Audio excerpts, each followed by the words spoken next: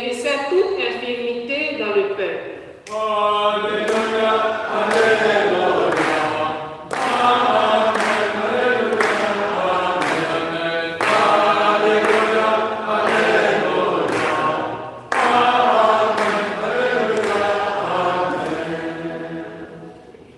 Le Seigneur soit avec vous.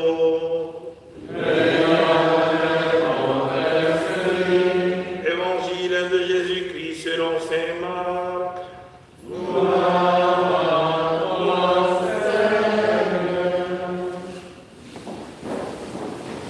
En ce temps-là, un lépreux vint auprès de Jésus. Il le supplia et tombant à ses genoux, lui dit, « Si tu le veux, tu peux me purifier. » Saisi de compassion, Jésus étendit la main, le toucha et lui dit, « Je le veux, sois purifié. » À l'instant même, la lèpre le quitta et il fut purifié.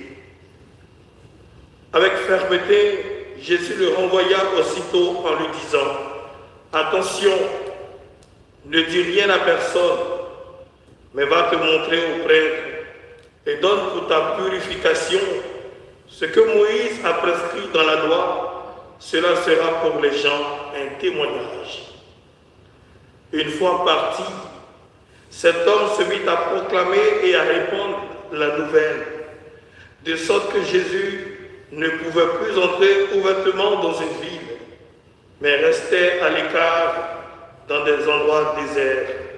De partout, cependant, on venait à lui. Acclamons la parole de Dieu.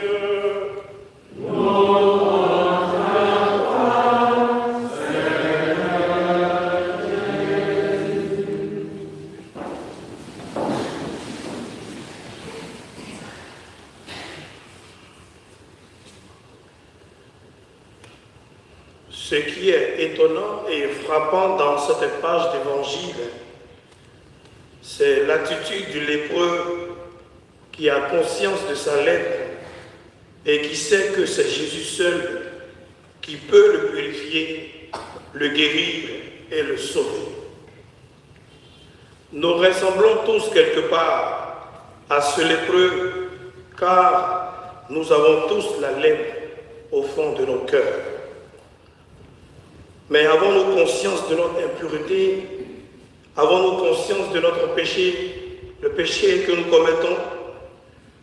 Aujourd'hui, frères et sœurs, nous commettons tellement de péchés et d'impuretés que cela est devenu notre seconde nature.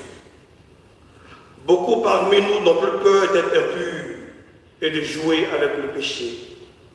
Vraiment, laissons-nous gagner par l'attitude du lépreux de l'Évangile, ce lépreux qui a peur d'être impur, qui ne veut plus être impur et qui craint de mourir impur. Aujourd'hui, frères et sœurs, une autre pandémie aussi grave que la Covid-19 a gagné du terrain dans notre monde. C'est la pandémie de l'impureté. Un monde impur avec des chrétiens impurs. Ça ne sonne même pas bien de dire chrétien impur. Et pourtant, c'est ce qui est. Seigneur, si tu le veux, tu peux me purifier. Telle sera notre prière de ce matin. Et dans cette Eucharistie que nous célébrons pour la gloire de Dieu et pour notre sanctification, nous allons lui faire une petite demande, qu'il nous fasse la grâce de la pureté de notre cœur et de la pureté de notre corps.